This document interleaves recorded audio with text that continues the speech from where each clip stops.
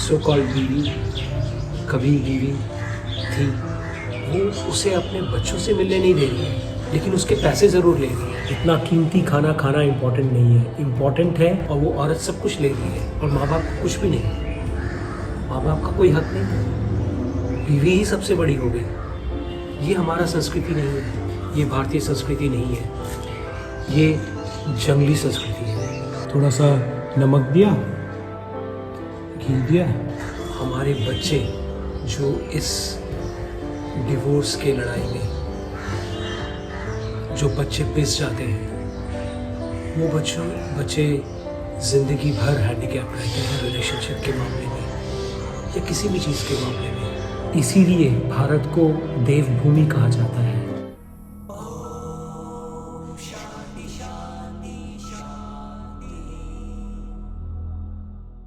तो आपका फिर से स्वागत है इस सतयुगी चैनल में। आज हम शुरू करने जा रहे हैं इस व्लॉग को, जो आपको एक सतयुगी लाइफस्टाइल, सतयुगी माने वो लाइफस्टाइल जो सकारात्मकता से भरी हुई हो, जो भगवान तुल्य हो, जो इसीलिए मैं खाने से शुरू कर रहा हूँ आज का ये व्लॉग, क्योंकि मैं आपको खाने में कुछ कुछ चीज़ों के बारे में बताऊंगा। जैसे अगर आपने मेरा कल का व्लॉग देखा होगा जो हमारे इंग्लिश चैनल में है, उसमें अगर आपने देखा होगा मैंने बताया था कि इतना बड़ा बड़ा कुछ खाने इम्पॉर्टेंट नहीं है, इतना कीमती खाना खाना इम्पॉर्टेंट नहीं है। इम्पॉर्टेंट है आपने सही तरीके से खाया है कि नहीं। वो जो इंडस्ट्रियलाइजेशन वाले जो देश थे ना, यूरोप वाले, अमेरिका वाले और उनके जो वंशज जो है, उन लोगों ने बहुत कुछ हमें टोपी पहनाया था अपने बिजनेस के हिसाब से। अपने बिजनेस का उल्लू सीधा करने के लिए उन्होंने बहुत टोपी पहनाया था हमें। भारतीय संस्कृति ने, जहाँ पे हम अपने स्वधर्म और स्वतंत्रता के साथ, जिन लोगों ने हज़ारों सालों से, करोड़ों सालों से, लाखों सालों से, जिन्होंने बहुत बड़े बड़े एक्सपेरिमेंट्स किए इन खाने के तरीके, जीवन जीने के तरीके, जैसे आपने इंग्लिश में सुना होगा सनातन धर्म या Hinduism is a way of life, माने जीवन जीने का एक तरीका है।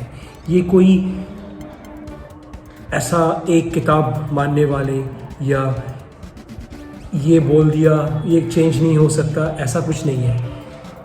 सनातन धर्म, हिंदुइज़्म, भारतीयता, ये जो है ये है सबसे बेस्ट तरीके से जीना, सबसे बेस्ट तरीका जानकर और अपने जीवन को, अपने इस जीवन को जो इस रूप में है, इसे 100% आदर्श मानव के जैसे जीना। इसीलिए भारत को देवभूमि कहा जाता है, देवों की भूमि, स्वर्ग कहा जाता है।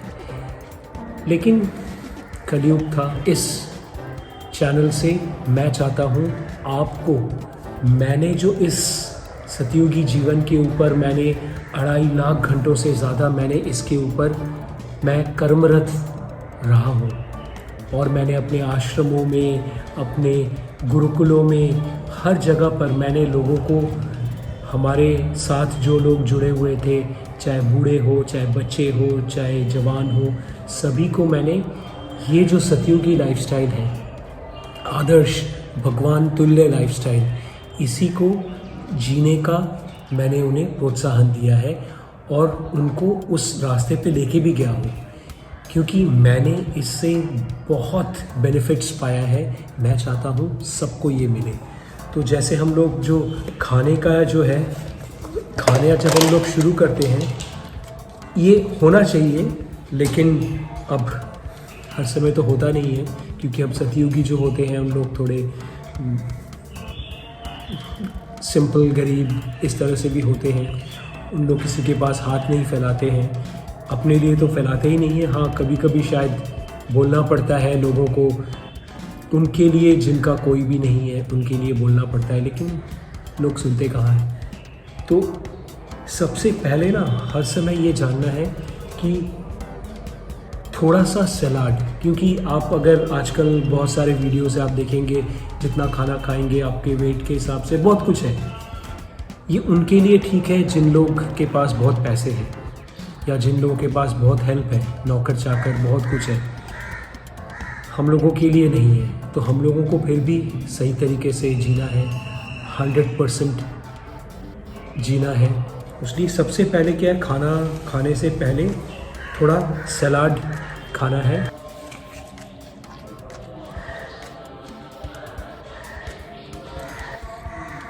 थोड़ा सा नमक दिया, घी दिया,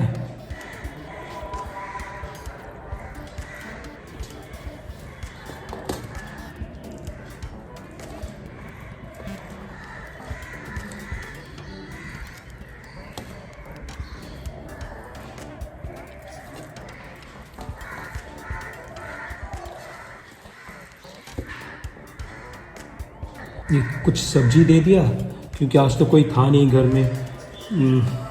चंदू ये बॉईल करके चला गया। बस खाना जितना सिंपल होगा उतना हेल्दी होगा।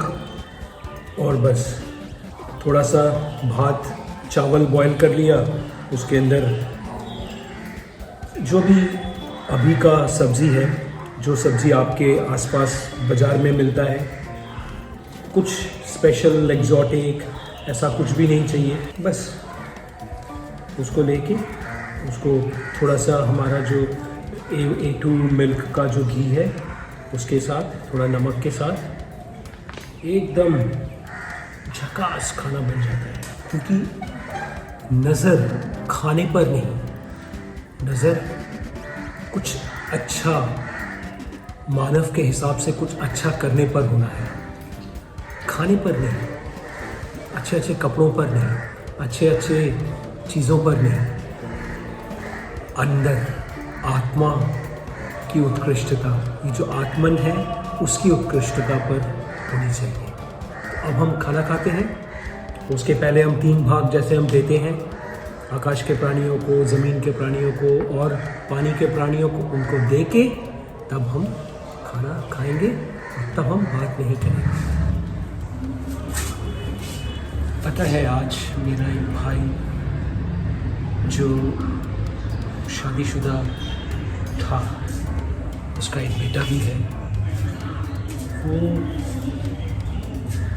वकीलों के पास गया है, कोर्ट के पास गया है कि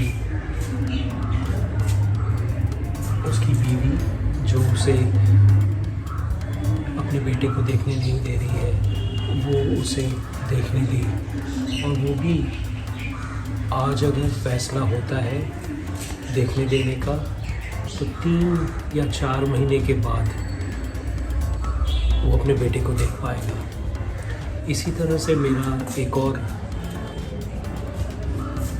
अच्छा दोस्त, उसने मुझे एक दिन बोला, वो मिलिट्री का ऑफिसर है, आर्मी का ऑफिसर है, उसने मुझे एक दिन बोला कि मैं 12 साल के बाद अपने बेटे से मिलने जा रहा हूँ, क्योंकि उसके माँ के साथ उसका डिवोर्स हो चुका था। तो ये चीज़ मुझे बहुत विचलित करती है कि कैसा है ये कानून, और कानून का क्या हक है एक बेटे को या बेटी को उसके बाप से ना मिलने दे। उससे परमिशन लेके एक बाप को अपने बेटे से या बेटी से मिलना पड़ेगा। ये कैसा कानून है? ये कैसा हमने औरतों को इतना सारा पावर दे दिया कि वो ये डिसाइड कर सकती है कि बेटे के लिए या बेटी के लिए वो हर महीने उसके बाप से पैसा ले सकती है, लेकिन एलिमनी ले सकती है, लेकिन उसको देखने नहीं दे सकती है।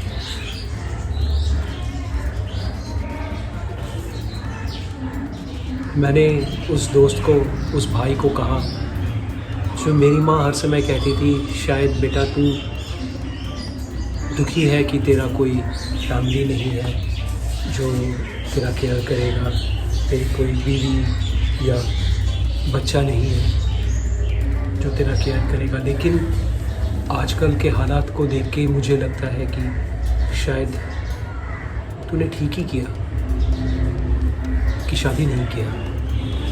अभी हिंदू मैरिज एक्ट ये मुसलमानों के लिए नहीं है, ये क्रिश्चियंस के लिए नहीं है, लेकिन अभी हिंदू मैरिज एक्ट एक ऐसा अभिशाप बन गया है हिंदू मर्दों के लिए, ऐसा अभिशाप बन गया है या फिर ऐसा अस्त्र बन गया है हिंदू औरतों के हाथ में, और सबसे बड़ा अभिशाप बन गया है हिंदू बच्चों के लिए, क्योंकि ये जो डिवोर्स तलाक का जो सिस्टम है ये हमारे देश का नहीं है, ये भारतीय संस्कृति नहीं है।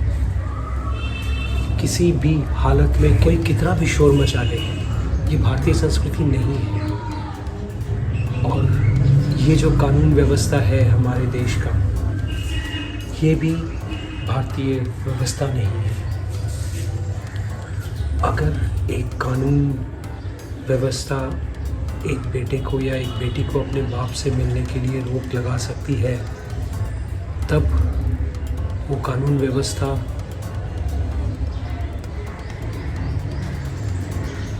आपको क्या लगता है, तब वो कानून व्यवस्था क्या बन जाती है और उस कानून व्यवस्था के साथ क्या होना चाहिए? आप कमेंट में लिखें। मैं अगर बोलूँगा तो मुझे बोलने में कोई हिचकिचाहट नहीं है, लेकिन मैं अगर बोलूँगा तो शायद यूट्यूब को अच्छा ना लगे, शायद वो हिपोक्रेट कानून व्यवस्था को अच्छा ना लगे, शायद किसी को और को भी अच्छा ना लगे, लेकिन मैं इसमें बोलूँगा नहीं। लेकिन मैं जानता हूँ कि आप ज़रूर लिख सकेंगे कमेंट बॉक्स में कि क्या है ये, आप सोचो तो। और इस सब चीज़ में क्या हो रहा है, हमारे जो बच्चे हैं, हिंदुओं के बच्चे, जो माँ और बाप, क्योंकि हमारे जीवन में, पूरी दुनिया में भारतीयों का सबसे बड़ा चीज़ क्या है, उनका फैमिली फाउंडेशन। और ये जो कानून व्यवस्था है ये डायरेक्टली, कानून व्यवस्था के लोग तो किसी से भी कुछ भी पैसा ले सकते हैं, बाज़ार में बैठे हुए हैं, उन लोग डायरेक्टली हिंदुइज़्म के ऊपर, सनातन धर्म के ऊपर अटैक कर रहे हैं ये कानूनी व्यवस्था बनाकर। और उनको ये करने देना कितना ठीक है, कितना ख़राब है, ये तो आप कमेंट बॉक्स में लिख ही देंगे। मैं भी इंतज़ार कर रहा हूँ पढ़ने के लिए।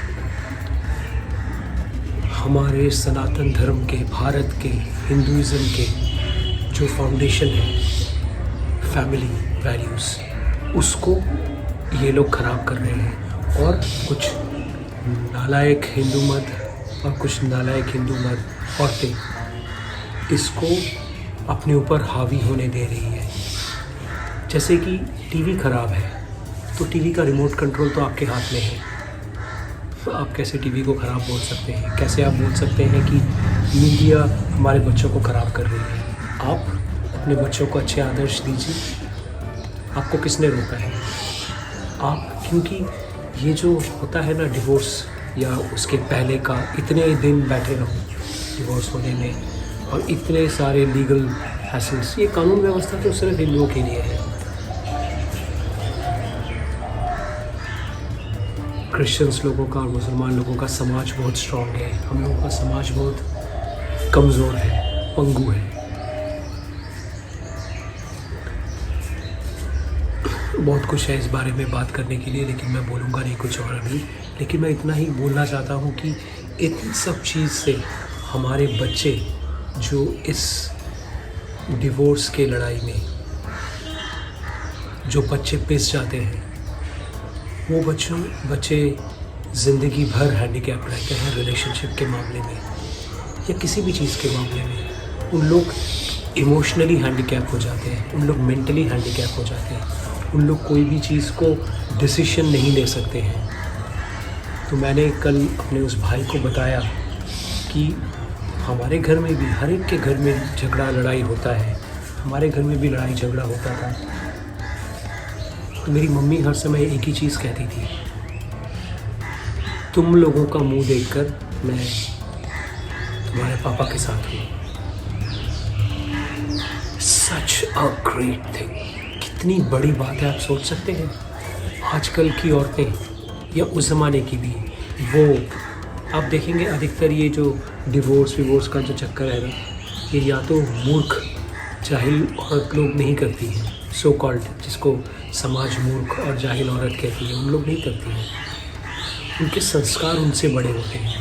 लेकिन ये जो सेकुलरिज्म का चूरन चटा के, धर्मनिरपेक्षता का चूरन चटा के लोगों को जो सेकुलर बना के उनके साथ जो विवत्स एक ख़राब चीज़ किया जा रहा है, इसको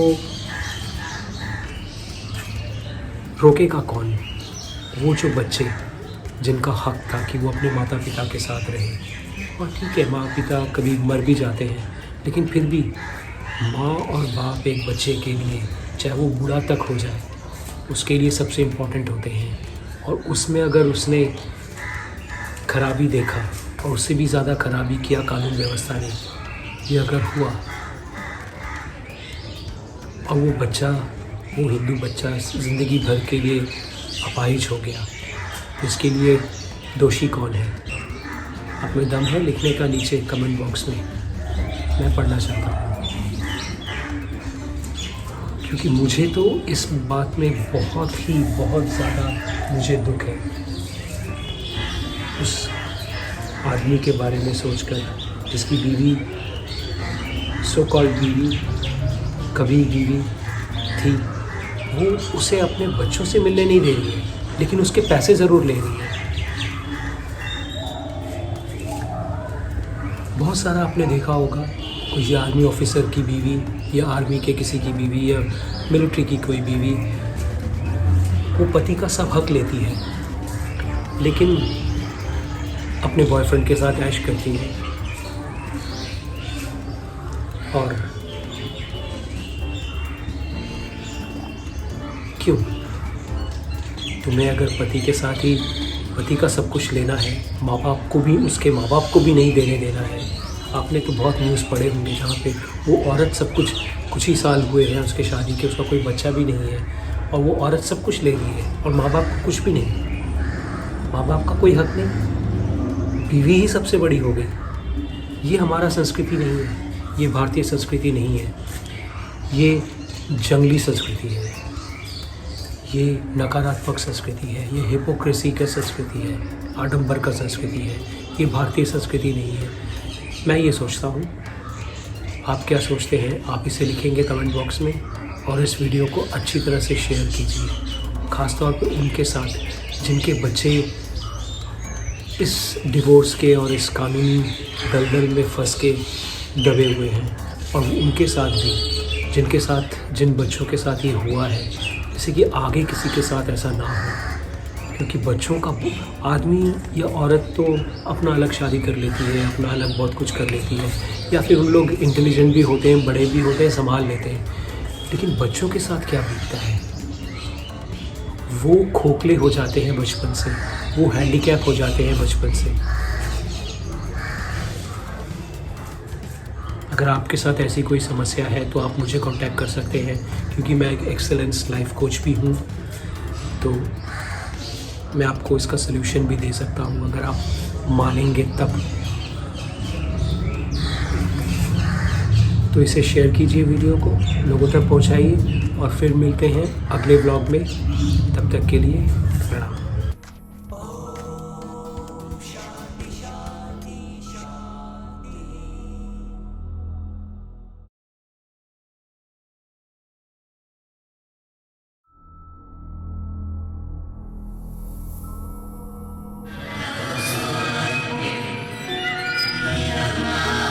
Human, alive, human, dead, finish. Have you been a human being yet?